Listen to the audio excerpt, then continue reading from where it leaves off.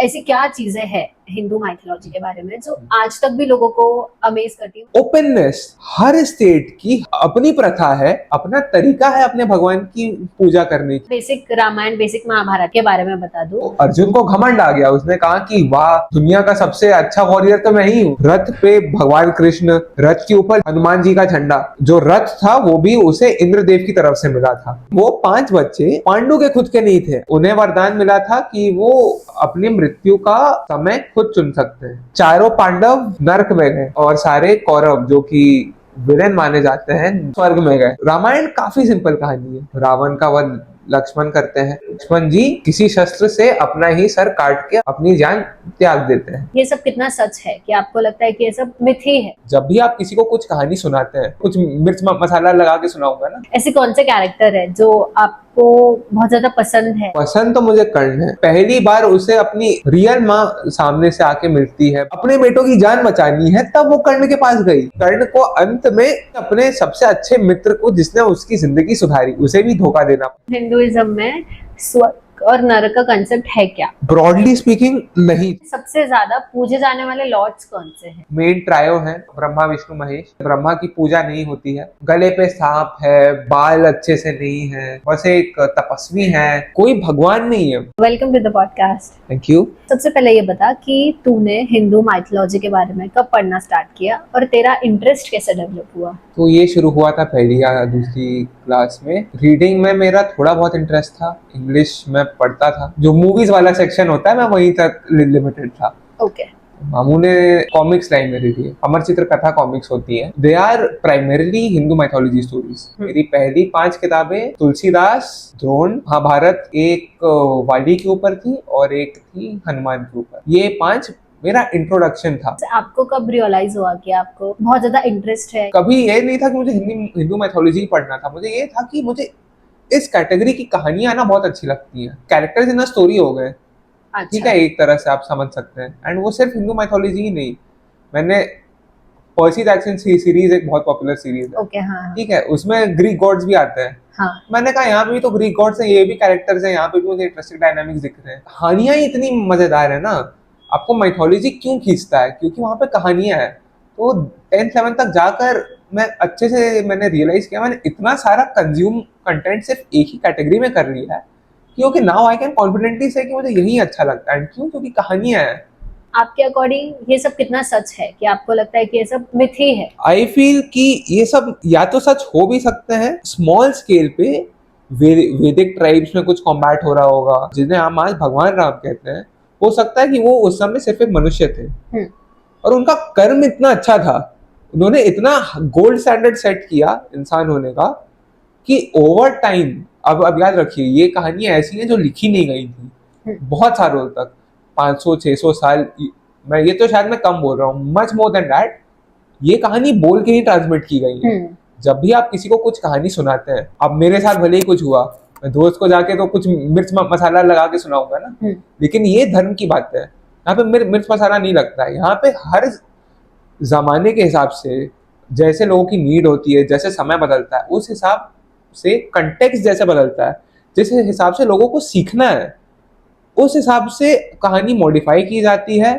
उतना ही उस व्यक्ति का दर्जा बढ़ता है। Someone might have started off as a human being, लेकिन कहानी बनती गई, सो ही बिकेम अ गॉड। मेरा मानना है कि कोई भगवान नहीं है, पर भगवान इंसानों ने जो इतने समय में अपना बिलीफ बनाया है। इतने सारे लोग जब किसी एक सेट ऑफ रूल्स में मानते हैं, किसी एक बीइंग में मानते हैं, उसमें इतनी ताकत आती है ना कि वो लोगों को जोड़ता है, वो लोगों को सिखाता है कि आपके लिए कोई है। मान लीजिए कि जनरल कंसेंसस था कि देयर इज नो गॉड। आज के समय में भगवान की याद कब आती है? मुश्किल समय में। लेकिन जब अगर भगवान नहीं होते, आदमी कहाँ जाके सर पीटता? मेरे पास कोई नहीं है, मैं किसे ब्लेम करूं?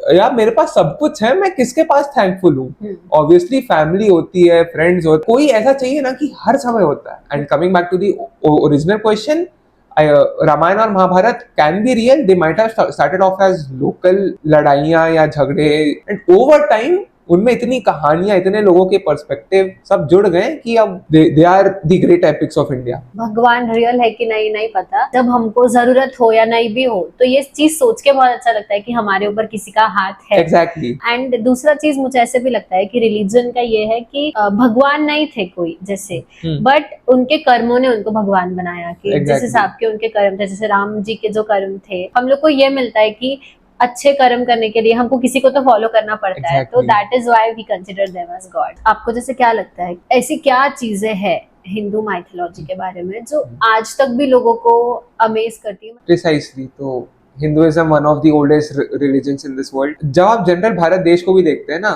कोई नहीं मान सकता है कि इतने सारे विभिन्न प्रकार के स्टेट्स एक देश में है।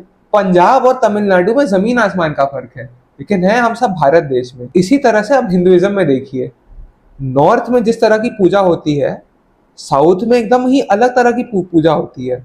नाम बस एक है, शिव। हिंदुइज्म पॉलीथीइस्टिक है, यानी कि हम मल्टीपल भगवानों में मानते हैं। हम आइडल्स या पत्थर की मूर्तियों की पूजा करते हैं। आप क्रिश्चियनिटी में देखेंगे, इस्लाम में देखेंगे, मोनोथीइस्टिक रिलीजन जिसमें भी सिर्फ एक भगवान होता है, उनमें ऐसा है कि ऐसा ही होगा। अगर अमेरिका में ऐसी पूजा होती है तो ब्राजील में भी वैसे ही पूजा होगी। वेरएज हिंदुइज्म में हर स्टेट की अपनी प्रथा है, अपनी कहानी है, अपना तरीका है अपने भगवान की पूजा करने की। जैसे हर गांव या हर शहर के अपने कुल देवता होते हैं। मेन लिटरेचर जो लिखी गई थी हिंदुइज्म में, उनमें इनका कोई मेंशन नहीं है, कोई मेन कहानी नहीं है, लेकिन उस गढ़ के, उस एरिया के लोगों ने अपने देवता बनाए, उनकी पूजा की, उन्हें मानते भी है। और कोई बाहर का आके उन्हें नहीं कह रहा कि तुम हिंदू नहीं, तुम भी हिंदू हो। अब हिंदुइज्म में भी 3 स्कूल्स ऑफ फिलोसफी है कि भगवान है और वो फिजिकल फॉर्म में है, मतलब वो कोई है, भगवान है लेकिन वो निर्गुण है, या फिर भगवान नहीं है। तीनों स्कूल ऑफ फिलोसफी हिंदुइज्म में आती है। आप तीनों में से कुछ भी मानते हैं, आप हिंदू हैं। ओपननेस, भारत का कैरेक्टर और हिंदुइज्म का कैरेक्टर इसी चीज में मिलता है कि बाहर से कुछ भी फॉर्म ऑफ थिंकिंग आती, कोई नए लोग आते हैं, वो हम में समा जाते हैं। भारत में पारसी आए, वो हम में समा गए। हर जगह की अपनी रामायण या महाभारत है। महाराष्ट्र की कुछ फोल्क टेल्स हैं या बिहार की फोल्क टेल्स है, वो भले ही मेन रामायण टेक्स्ट में ना इंक्लूडेड हो, लेकिन वो है। सबसे पहले आप बेसिक रामायण, बेसिक महाभारत के बारे में बता दो ताकि लोगों को पता चले। महाभारत और रामायण अपने आप में प्रॉपर्टी डिस्प्यूट है। 2 मेन भाई हैं, पांडु और धृतराष्ट्र। पांडु किन्हीं कारणों से उसे सिंहासन छोड़ना पड़ता है और वो वन में चला जाता है, वनवास पे, और उनका भाई सिंहासन पे बैठ जाता है।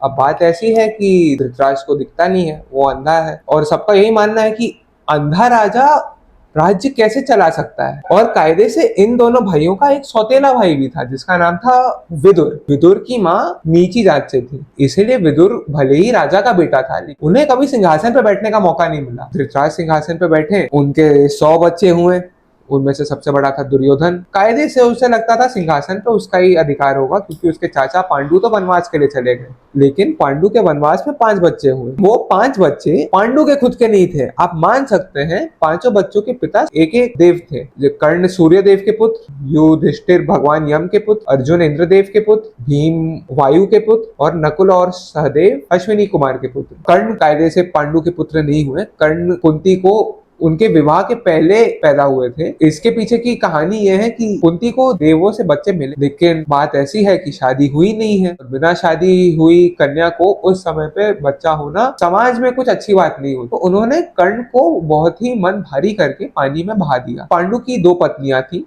कुंती एवं मद्री। पांडु और मद्री की वन में मृत्यु हो गई। कुंती वापस आती है हस्तिनापुर, जहाँ पे इनका साम्राज्य था। धृतराष्ट्र ने जब देखा कि ये सब वापस आ रहे हैं, उसे थोड़ा डर लगा, मेरे बच्चों का हक छीन लिया जाएगा। धृतराष्ट्र भले ही बहाने बना देता, किंतु भीष्म, तो आप मान लीजिए भीष्म इनके पर दादाजी हुए। उन्हें वरदान मिला था कि वो अपनी मृत्यु का समय खुद चुन सकते हैं, तो वो अब तक जीवित थे। उनके मन में था कि जब तक एकदम ही सब सही नहीं हो जाता, जब तक मैं सेटिस्फाइड नहीं हूं कि राज्य अब सही है, यहाँ पे सही राजा है, तब तक मैं नहीं मरूंगा। और उन्होंने देखा कुंती आई है, धृतराष्ट्र भले ये सब सोच रहा था, उन्होंने कुंती और पांडवों को हस्तिनापुरी में रहने के लिए परमिशन दे दी। बालकांड होता है, सबका बचपन निकलता है, द्रोणाचार्य कौरवों और पांडवों को सिखाते हैं, शस्त्र का ज्ञान देते हैं। काफी प्रचंड कहानी होती है यहाँ पे एकलव्य की भी। एकलव्य जो द्रोणाचार्य को दूर से देखकर सीखता था, क्योंकि वो एक निषाद था जो उस समय की एक नीची जाति थी, तो द्रोणाचार्य उसे सिखाए नहीं। एकलव्य में काफी स्किल थी और द्रोणाचार्य ने अर्जुन से वादा किया था कि इस ब्रह्मांड का सबसे सर्वश्रेष्ठ आर्चर मैं तुम्हें ही बनाऊंगा। एकलव्य की भी स्ट्रेंथ आर्चरी ही थी। धनुष बाण चलाने के लिए आपके लिए सबसे इंपॉर्टेंट है आपके दाहिने हाथ का अंगूठा। द्रोणाचार्य ने एकलव्य से वही मांग लिया। एकलव्य ने वो दान किया। आजीवन एकलव्य आर्चरी नहीं कर पाया। मैंने बात की थी कर्ण की। कर्ण को कुंती ने बहा दिया था। कर्ण हस्तिनापुरी के कुछ आम लोगों को मिल गई थी जो उस समय सेना में रथ ड्राइव करते थे, उन्हें मिली। उन्होंने ही उन्हें पाला पोसा बड़ा किया। कर्ण ने परशुराम से ज्ञान लिया, अपनी आइडेंटिटी फेक करके। परशुराम को पता चला, उन्होंने भी कर्ण को श्राप दिया कि जब तुम्हें सबसे ज्यादा जरूरत होगी अपने ज्ञान की, तुम्हें वो ज्ञान नहीं याद आएगा। तो अब हमारे कहानी के सारे किरदार सेटअप हो चुके हैं। महाभारत इन्हीं किरदारों की जर्नी है कि अंत में हस्तिनापुर का सिंहासन किसे मिलेगा और कैसे मिलेगा, और भगवान कृष्ण किस तरफ होंगे। और भगवान के साथ होते हुए भी पांडवों ने युद्ध एकदम ही सीधे सरल मीन से नहीं जीता, उन्होंने भी काफी ट्रिकरी की। तो फिर अंततः यही होता है कि पांडव जीत जाते हैं, उन्हें हस्तिनापुर का सिंहासन मिलता है। युधिष्ठिर ने एक प्रण लिया था कि वो कभी भी झूठ नहीं कहेगा। जब एक आम इंसान भगवान राम बनने की कोशिश करता है तब क्या होता है। महाभारत ये है कि जब आप इंसानों की दुनिया में भगवान बनेंगे या भगवान बनने की कोशिश करेंगे, आपके साथ क्या होगा और आपको किस तरह से इंसानों की दुनिया में छल कपट ही सही, आपको अपना काम निकालने के लिए, आपको धर्म की स्थापना करने के लिए आपको कुछ कदम उठाने होंगे, वरना कुछ भी सही नहीं होगा। This is Mahabharat. रामायण है, भगवान राम है, लंकापति रावण है। रावण ने सीता को किडनैप कर लिया था। भगवान राम लंका जाते हैं, रावण को डिफीट करते हैं एंड सीता जी वापस आती हैं और राम राज्य की स्थापना होती है। राम राज्य अर्थात दी परफेक्ट किंगडम, जहाँ पे सब सही होता है। रामायण काफी सिंपल कहानी है, उसमें कुछ इतने सारे किरदार, उनके इतने सारे बैकग्राउंड या मोटिव कुछ भी नहीं है। इसलिए कहा भी जाता है रामायण सत्य युग के ठीक बाद शुरुआत हुई थी और वहां पे लोगों में आप कहिए कि अच्छाई और बुराई की समझ थी। लोग कोशिश करते थे कि हम अच्छे ही रहें, हम मन से कुछ धर्म के दायरों के बाहर ना जाएं या फिर कुछ गलत ना करें, उसका एफर्ट रहता था। और महाभारत आप मानिए काली युग के शुरुआत पे हुई, जहाँ पे धर्म और रूल्स का ब्रेकडाउन हो गया। सबका यही एक ही मोटिव था कि अगर हमें जीतना है हम कुछ भी करके जीतेंगे। ऐसी कोई स्टोरीज के बारे में बताओ जो बहुत कम लोगों ने सुनी है, रामायण महाभारत या कोई भी। महाभारत के बारे में सुनाता हूँ। तो आप राजस्थान में देखेंगे काफी माने जाने वाले भगवान है जिनका नाम है खाटू श्याम जी। हाँ। तो खाटू श्याम जी की कहानी महाभारत से जुड़ी हुई है इस तरह से कि एक था बर्बरीक, भीम का पोता। बर्बरीक ने ऐसा प्रण लिया था कि युद्ध में जो भी साइड ज्यादा वीक होगी मैं उसकी सेना की तरफ से फाइट करूं। पहले पांडवों की सेना वीक थी, बर्बरीक वहां से लड़ा। फिर उसने देखा कौरवों की वीक हो गई तो वो वहां चला गया। इसी तरह से वो इधर उधर करता रहा। इस कारण विन या लॉस का आ नहीं रहा था फाइनल रिजल्ट। तो सब भगवान कृष्ण के पास गए कि ये क्या हो रहा है, ये ऐसे नहीं चल सकता है। किसी तरह से भगवान कृष्ण ने बर्बरीक को मजबूर किया, मान लीजिए, कि बर्बरीक युद्ध से बाहर निकल जाए। और फिर बर्बरीक ने अंत में यही एक कामना मानी भगवान कृष्ण से कि मैं पूरा युद्ध देखना चाहता हूँ। तो सिर्फ बर्बरीक का सर काट के भगवान विष्णु ने युद्ध भूमि के पास ही एक पहाड़ सा था, आप मान लीजिए, एक भाले के ऊपर उसका सर फिक्स किया गया और बर्बरीक ने पूरा युद्ध देखा। और वहीं से बर्बरीक खाटू श्याम जी बनते हैं। इसलिए आप खाटू श्याम जी का देखेंगे कभी उनकी आपको बॉडी नहीं दिखेगी, केवल सर रहेगा खाटू श्याम जी का। एक है अर्जुन और नागकुल की प्रिंसेस उलूपी की कहानी। उलूपी के पुत्र थे ईरावन। तो युद्ध के पहले कुछ यज्ञ करना था और वहां पे ऐसा था कि किसी ऐसे व्यक्ति की बलि करनी थी जिनके बॉडी पे 32 सेक्रेड मार्क्स। तो वो पूरी सेना में सिर्फ 3 लोगों के पास थे, कृष्ण, अर्जुन और ईरावन के पास। कृष्ण तो भगवान है, उनकी बलि चढ़ नहीं सकती है। अर्जुन पांडवों का सबसे स्ट्रॉन्गेस्ट योद्धा है, उसकी भी बलि नहीं चढ़ती है। बचता है हमारा बेचारा। तो कहानी ये है कि अर्जुन काफी भरे हुए दिल के साथ मानता है कि ठीक है रावण की बलि चढ़ाई जाएगी, और मरने से पहले पूछा जाता है उससे कि तुम्हारी आखिरी इच्छा कुछ है। तो उसने यही कहा था कि मैं चाहता हूं कि मेरी शादी हो जाए और मैं अपनी पत्नी के साथ सिर्फ एक दिन के लिए रहूं, और मेरी मौत के बाद मेरी पत्नी मेरे लिए बहुत रोए। अब क्योंकि ये ऐसा आदमी है जिसकी नेक्स्ट डे ही मौत होने वाली है, कोई भी औरत इससे शादी नहीं करना चाहती। तो कृष्ण भगवान ने शादी की। जब फाइनली उसकी बलि चढ़ी, वो इस तरह से रोए कि युद्ध भूमि पर जितने भी लोग थे उनके रोंगटे खड़े हो गए। और आज तक कहा जाता है कि कोई भी औरत अपने पति की मृत्यु के लिए ऐसे नहीं रोई जैसे मोहिनी उस दिन रोई। और तमिलनाडु के कल्चर में ट्रांसजेंडर कम्युनिटी में इनकी बहुत पूजा की जाती है। हिंदू माइथोलॉजी के ऐसे कौन से कैरेक्टर है जो आपको बहुत ज्यादा पसंद है, जिनसे आप बहुत ज्यादा इंस्पायर्ड हो? पसंद तो मुझे कर्ण है, from totally a story point of view, कि क्या किरदार है उसके साथ, क्या कैसे होता है। क्योंकि कर्ण की आप जिंदगी देखेंगे, असल में तो क्षत्रिय ही था, धनुष बाण तलवारबाजी सब कुछ आती ही थी। बस क्योंकि वो राजाओं के घर में पैदा नहीं हुआ, उसे किसी ने ठीक से ट्रीट नहीं किया। फिर उसने दोस्ती भी अपने भाइयों के दुश्मन यानी दुर्योधन से की, पांडवों के अगेंस्ट लड़ना पड़ा। और कर्ण को पता भी नहीं है कि पांडव उसका असली भाई है, ना ही पांडवों को पता है कर्ण उनका असली भाई है, और उनमें से सबसे ज्येष्ठ है यानी सबसे बड़ा है। युद्ध भूमि पे युद्ध के बस थोड़े समय पहले कुंती माता के कर्ण को बोलती हैं कि ये तुम्हारे ही भाई हैं। वो सब बताती हैं कि ऐसा ऐसा ऐसा था। कर्ण का मन बहुत ही भारी हो जाता है, और पहली बार उसे अपनी रियल माँ सामने से आके मिलती है, बातचीत करती है। और इतने सालों से कुंती जानती थी कि कर्ण कौन है, उसने कभी भी कुछ नहीं किया। जब युद्ध भूमि पे बात आई, अपने बेटों की जान बचानी है, तब वो कर्ण के पास गई। इंसान का दर्द सोचो कि पूरे समाज ने जब उसे कहते थे कि तुम नीची जात के हो, तुम किसी लायक नहीं हो, तब कोई उसका साथ नहीं देता था। और अंततः जब सगी माँ आई तो वो अपने दूसरे बेटों की जान बचाने के लिए आ रही है, स्वार्थ से आई। स्वार्थ से आई है। कर्ण को दानवीर कहा जाता था, वो कुछ भी दान करता था रोज किसी को भी।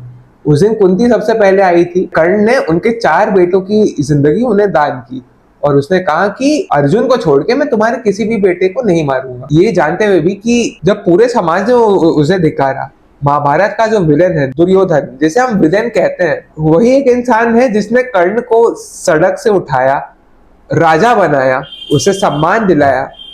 और ये सब करने के बावजूद भी कर्ण को अंत में किसी कारण से भी अपने सबसे अच्छे मित्र को, जिसने उसकी जिंदगी सुधारी, उसे भी धोखा देना पड़ा। 4 भाइयों को जाने दिया। अर्जुन भी जब आया, अर्जुन के साथ तो रथ पे भगवान कृष्ण, रथ के ऊपर हनुमान जी का झंडा, जो रथ था वो भी उसे इंद्रदेव की तरफ से मिला था।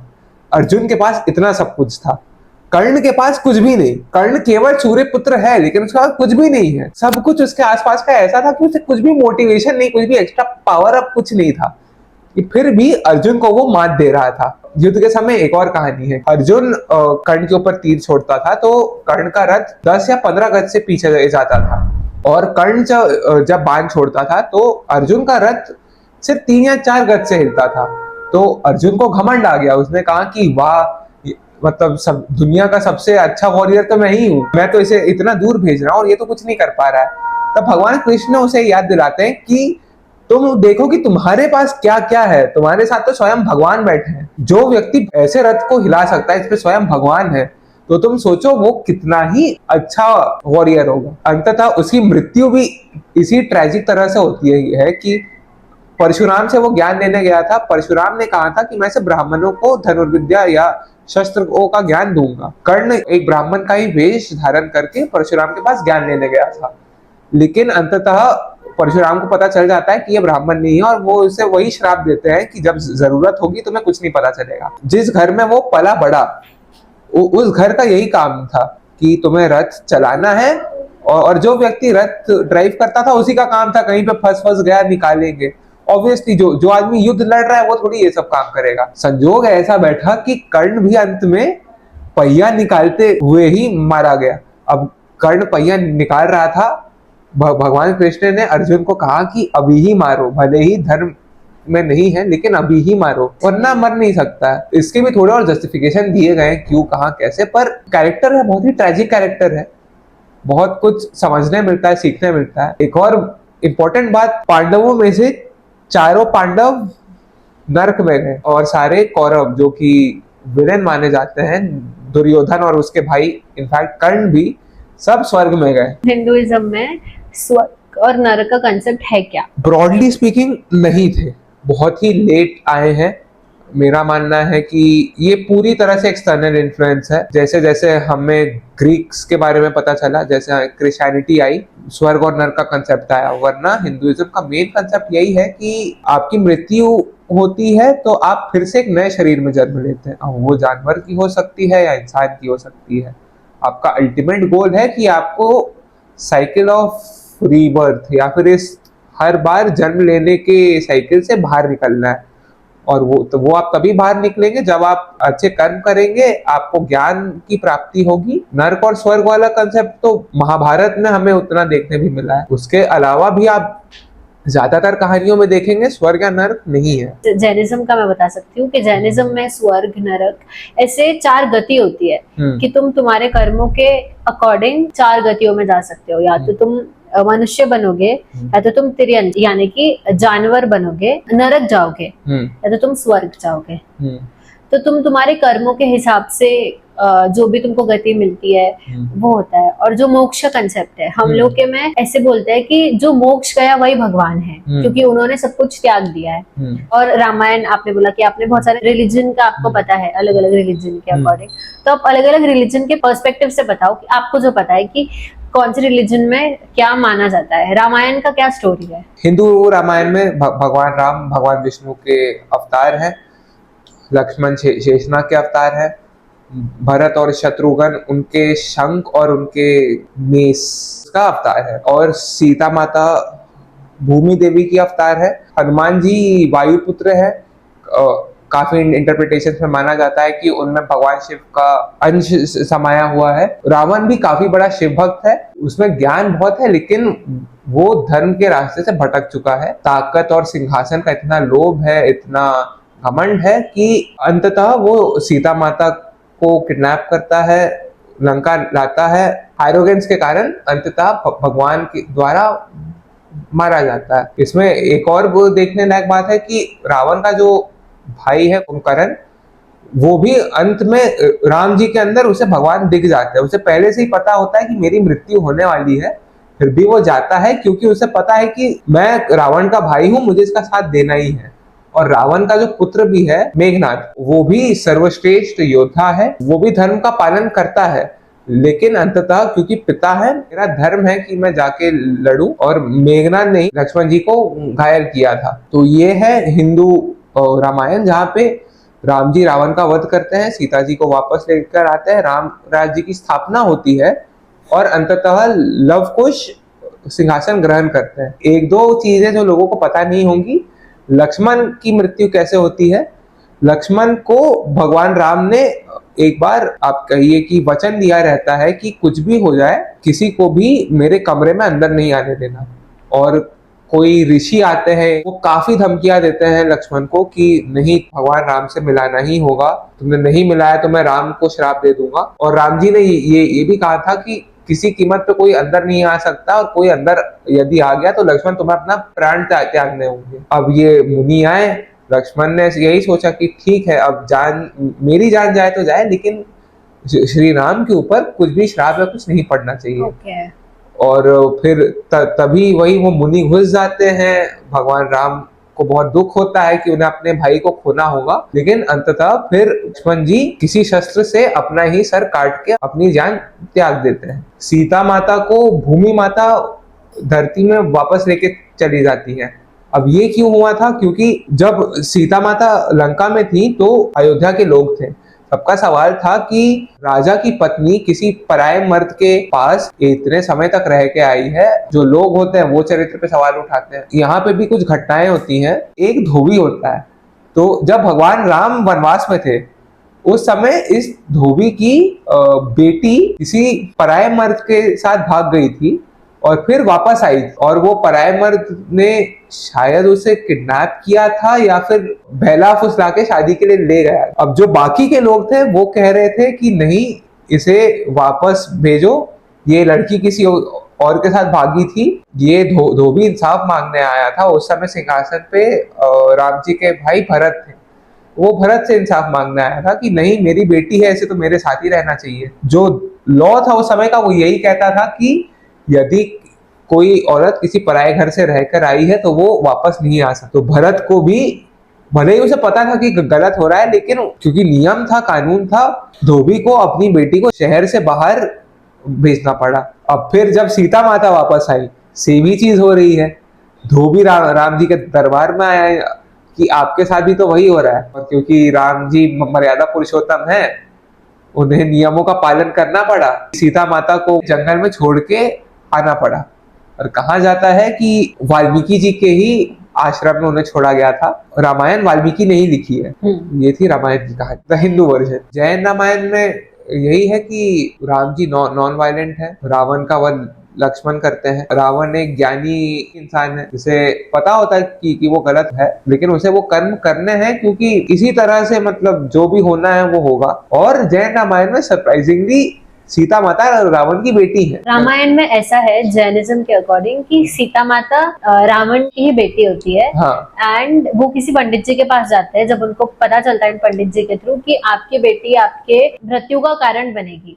इसलिए वो सोचते हैं कि मुझे कोई नहीं मार सकता, इसलिए वो अपनी बेटी को जिंदा जमीन में गाड़ देते हैं। और फिर राजा जनक को जंगल में सीता माता मिलती है एंड देन फिर वो वहां से सीता माता को अडॉप्ट करते हैं। और अल्टीमेटली सीता जी ही रावण के मृत्यु का कारण बनती है। इंटरेस्टिंग। बुद्धिस्ट रामायण के बारे में मुझे इतना ही पता है कि राम जी और सीता माता भाई बहन होते हैं। काफी सारे मुश्किलें पार करके वो फिर अंततः एक साथ वापस आ जाते हैं। इतनी ही ब्रीफ समरी मुझे पता है। हिंदुइज्म में सबसे ज्यादा पूजे जाने वाले लॉर्ड्स कौन से हैं? हमारे जो मेन ट्रायो हैं, ब्रह्मा विष्णु महेश, उसमें से ब्रह्मा की पूजा नहीं होती है। दूसरे आते हैं महेश यानी शिव। उनकी वे ऑफ थिंकिंग, उनकी फिलॉसफी मुझे बहुत अच्छी लगती है। एक तरफ वो दुनिया से एकदम दूर होके बैठते हैं कैलाश पर, ठंड के बीच में। एक तपस्वी है, तपस्या में लीन है। फिर उनकी पहली पत्नी सती आती है, उनकी जीवन में रंग भरती है, उन्हें कहती है कि आप आइए, आप में इतना ज्ञान है, आप में इतनी शक्ति है, आप दुनिया में पार्टिसिपेट कीजिए। काफी लोग हैं जो आपसे मिलना चाहते हैं, बातचीत चाहते हैं, आपकी मदद चाहते हैं। तो आप एक तरह से आप पैरेलल्स ड्रॉ करेंगे तो आप देख सकते हैं कि रोजमर्रा की जिंदगी में एक इंसान होता है, वो काम में या पढ़ाई में लगा हुआ रहता है। का मन रहता है कि ठीक है, कोई कन्या आएगी, उसके साथ बातचीत होगी और जीवन में नए रंग भरेंगे। मैं नई चीजें समझूंगा, एक्सप्लोर करूंगा, है ना, और उस कन्या से बेहद प्यार करूंगा। शिव जी भी वही फीलिंग्स रखते थे सती जी के प्रति। दक्ष सती जी के पिता थे। दक्ष को शिव जी के साथ काफी दिक्कत थी कि ये तो बस एक तपस्वी हैं, ये थोड़ी ऐसे ही कोई भगवान हो सकता है। गले पे सांप है, बाल अच्छे से नहीं है, ये कैसे व्यक्ति हैं, इन्हें मैं कैसे भगवान मानूं। और शिव जी तो अपने आप में लीन है, अपने आप में मस्त है, वो ये सब के बारे में कुछ सोचते ही नहीं है। और दक्ष जब भी कुछ दिखाने की कोशिश करता है कि मैं बड़ा हूं या कोई, शिव जी ध्यान भी नहीं देते हैं। तो दक्ष ने बहुत बड़ा यज्ञ कराया और वहां पे पर्टिकुलरली शिव जी को नहीं बुलाया। सती को इस बात की बहुत ठेस पहुंची, शिव जी को फिर भी कुछ फर्क नहीं पड़ा। तो सती फिर भी चली गई क्योंकि पिता है, और उन्होंने पिता से पूछा कि आपने क्यों ऐसा किया। और दक्ष ने शिव जी का बहुत अपमान किया। सती को ये सुन के बहुत बुरा लगा और सती ने अपने आप को भस्म कर लिया। अब इसमें भी कहानी है कि सती जी जब भस्म हुई, उनके बॉडी के पार्ट्स इंडिया में जहां जहां पे भी गिरे थे वहां पे शक्तिपीठ बनाए गए। शक्तिपीठ है बेसिकली माता के जो भी मेजर मंदिर जो। तो back to the main story कि शिव जी को पता चलता है, शिव जी बहुत गुस्सा होते हैं। अल्टीमेटली फिर वही वो पूरे यज्ञ पे हमला कर देते हैं, सारे देवी देवता ढेर हो जाते हैं। वो दक्ष का भी सर धड़ से अलग कर देते हैं, लेकिन क्योंकि वो सती के पिता थे और क्योंकि भी भगवान शिव का नाम भोलेनाथ भी है, बहुत ही जल्दी शांत भी हो जाते हैं। तो वो कहते हैं ठीक है, मैं इसे माफ करता हूँ। अब क्योंकि जिंदा करना है तो वहां पे बकरी थी, बकरी का सर दक्ष के बॉडी पे लगा दिया गया ताकि दक्ष हम्बल रहे आजीवन, इसलिए भी वो बकरी का सर रखा गया। ये दिखाता है कि भगवान शिव ना एक even for the young crowd वो इतने रिलेटेबल हैं। शिव जी की ने जितनी भी आप कहानियां देखेंगे, जितना भी उनका पर्सनैलिटी देखेंगे, इट्स ओनली स्ट्रॉन्ग फीलिंग्स। जब वो दुनिया से दूर भी हो जाते हैं, एकदम दूर हो जाते हैं, जब कोई आता है तो वो बहुत उनके पास रहते हैं, तो पास के किसी को भी, चाहे वो भक्त हो या चाहे वो उनकी पत्नी ही हो, उनसे कुछ मांगता है या फिर किसी पे कुछ हानि आती है, उन्हें बहुत गुस्सा आता है। तो स्ट्रॉन्ग फीलिंग्स उस पे आई गेस हम सब काफी मानते हैं कि हाँ, हम अपने आप को देखते हैं कहीं ना कहीं शिव जी में, और भी कई कहानियां हैं भगवान विष्णु के बारे में। रामायण और महाभारत दो मेन कहानियां हैं, दो सबसे ज्यादा जाने वाले अवतार हैं, कृष्ण और राम, उनकी कहानियां हैं। आप मान लीजिए विष्णु और शिवा में बस इतना फर्क है कि शिव जी सिखाते हैं स्थिरता और ज्ञान की प्राप्ति, और भगवान विष्णु सिखाते हैं way of the house holder, यानी कि दुनिया में भी आप इन्वॉल्व होके आप कैसे सही कर्म कर सकते हैं, संसार में रह के भी तुम धर्म कर सकते हो ऐसा। हाँ। ओके जैसे मैं अगर आपसे ये पूछूं कि हिंदुइज्म को थोड़े से में यार एकदम समराइज वे में डिस्क्राइब करो तो आप क्या बोलना चाहोगे? इसे मैं एक काफी छोटे से इंसिडेंट से बताऊंगा कि आदि शंकराचार्य जी, उनके एक बार डिबेट हुआ था एक व्यक्ति के साथ कि मृत्यु के बाद हेवन या हेल या फिर कुछ और जीवन है कि नहीं है। अब शंकराचार्य जी की अद्वैत वेदांता की फिलॉसफी यही है कि हमारी जो आत्मा है वो ब्रह्मांड का हिस्सा है और जो हमारा शरीर है वो बस एक इल्यूजन है। नेचुरली जब भी मृत्यु होती है, सिंस शरीर असल में कुछ है नहीं, there is no afterlife, है ना। अब और इसी आर्गुमेंट पे करके वो एंड में डिबेट जीत गए। लेकिन आप देखेंगे आफ्टर लाइफ की हिंदुइज्म में जितनी भी प्रथाएं हैं, इतने डिटेल्ड रिचुअल्स हैं, है ना। कहीं पे 5 दिन बाद, कहीं पे 14 दिन बाद कुछ ना कुछ करना होता है। इन सब के जितने भी बुक्स हैं वो आदि शंकराचार्य ने ही डिटेल किए हैं। तो एक इंसान आया, उसने पूछा कि आपने ही तो कहा था कि मृत्यु के बाद कोई कुछ है ही नहीं, तो ये सब पूजा पाठ, ये सब रिचुअल्स करने का क्या मतलब है? उन्होंने एक ही जवाब दिया कि ये उस व्यक्ति की नहीं जिसकी मृत्यु हो गई है, ये उनके लिए है जो आज भी धरती पर है। और इसी तरह से मैं हिंदुइज्म को देखता हूँ कि ये जो लोग धरती पर हैं उनके सर्वाइवल के लिए, उनकी मन की शांति के लिए इतने सारे रिचुअल हैं, इतने सारे धर्म हैं, इतने सारे पूजा पाठ हैं।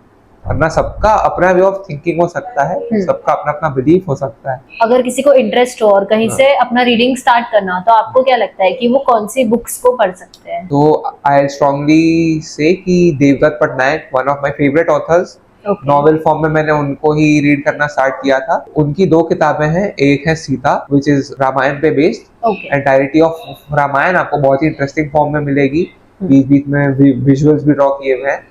एंड दूसरी बुक है और महाभारत, इट इज नेम्ड जय।